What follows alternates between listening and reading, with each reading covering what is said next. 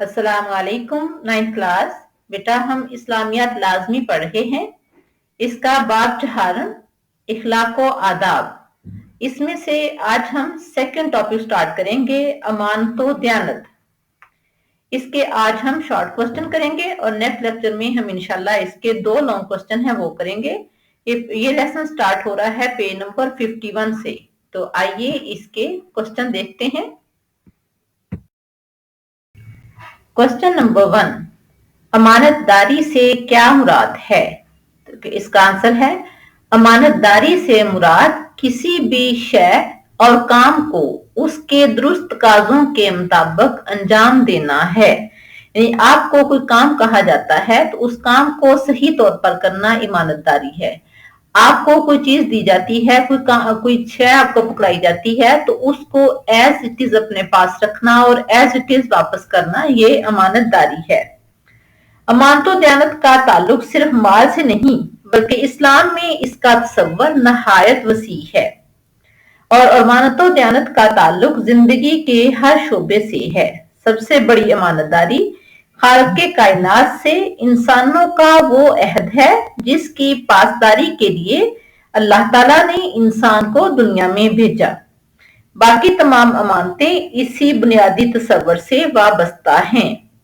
हकूकुल्लाह और हकूकुल इबाद की अदायगी भी अमानतदारी है, यानी जो काम हमें सौंपे गए हैं उन तमाम को सही तरीके से अंजाम देना अमानतदारी है। क्वेश्चन नंबर 2, कुरान मजीद की आयत करीमा की रोशनी में अमानत की अहमियत बयान करें। आंसर है, अमानत की अहमियत के बारे में अल्लाह ताला का फरमान है,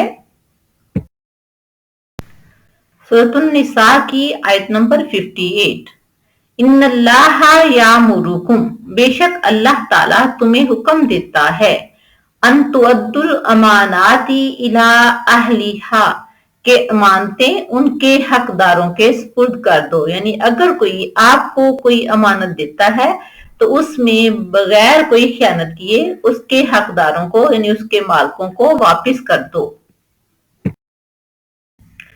क्वेश्चन नंबर 3, हजरत अबू सुफियान रजी अल्लाह ताला अन्हो ने हरकल के दरबार में क्या जवाब दिया?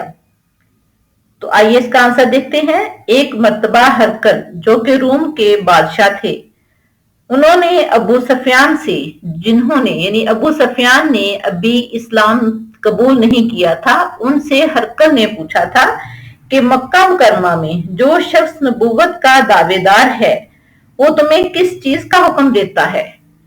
आप देखें कि अबू सुफियान अभी दायरा इस्लाम में दाखिल भी नहीं हुए थे, लेकिन उन्होंने हरकल को क्या जवाब दिया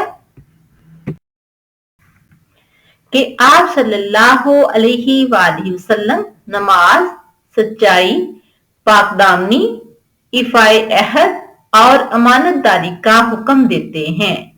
जब अबू सुफियान ने ये बताया तब हरकल ने कहा था ये बातें नबी की सिफात ही हो सकती हैं, यानी एक नबी ही इन बातों का हुक्म दे सकता है कि इनका नमाज, सच्चाई, पाकदामनी, इफाए अहद और अमानतदारी।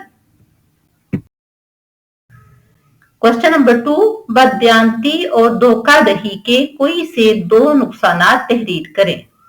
वैसे तो इसके बेहद नुकसानात हैं, तो क्वेश्चन में पूछा गया है 2, तो आइए इसका आंसर देखते हैं। बददियानती और धोखाधड़ी के 2 नुकसानात मंदरजा झैल हैं। नंबर 1, बददियानती और धोखाधड़ी से इंसानी मुआशरों में बदएतमादी और इंतशार जैसे मनफी रुझानात फरोग पाते हैं, क्योंकि बददियानती और धोखा से इंसानों का एक दूसरे पर जब एतमाद खत्म होगा तो हर तरफ इंतशार ही फैलेगा। नंबर 2, बददियानती और धोखाधड़ी से इंसान न सिर्फ अशरफुल मखलूकात के अजीम मर्तबे से नीचे गिर जाता है बल्कि जन्नत जैसी दायमी नेमत से भी महरूम हो जाता है। जाहिर है जब अल्लाह के बंदों को नुकसान पहुंचाता है दुनिया में तो वो अशरफुल मखलूकात के अजीम मर्तबे से गिर ही गया, तो अल्लाह की नाफरमानी की वजह से हमेशा रहने वाले जन्नत की नेमत से भी वो महरूम हो जाता है। क्वेश्चन नंबर 5, अमानतों की अदायगी के सिलसिला में अफराद मुआशरा की जिम्मेदारियां क्या हैं?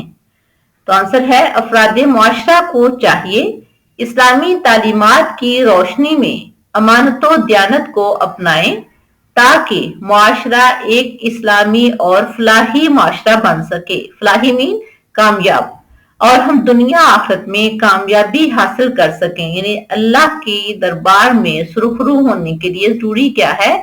अफराद मुआशरा के साथ हमारे ताल्लुकात सही हों, अमानतो दयानत को अपनाएं, एक दूसरे की जरूरियात का ख्याल रखें, तभी हम दुनिया आखिरत में कामयाब हो सकते हैं। ये थे अमानतो दयानत के 5 शॉर्ट क्वेश्चन। नेक्स्ट लेक्चर में हम इंशाल्लाह इसके 2 लॉन्ग क्वेश्चन हैं वो करेंगे। अल्लाह हाफिज।